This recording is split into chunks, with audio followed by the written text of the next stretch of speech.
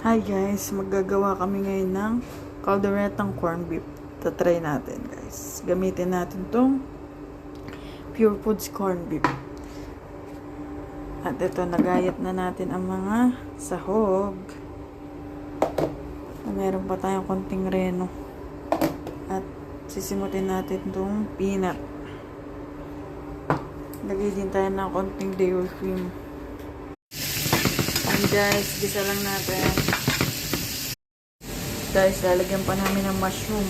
Caldereta may mushroom. Ano ka? Ito yung meat guys. Oh. Purong meat.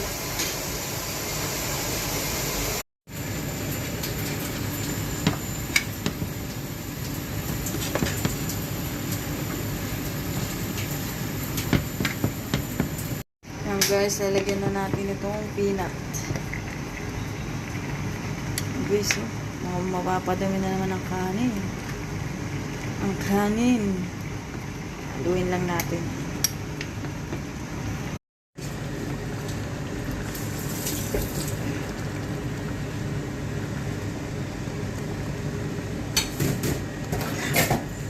Guys, naku po, ang sarap nito. Try nyo na ito. Trending na corn beef.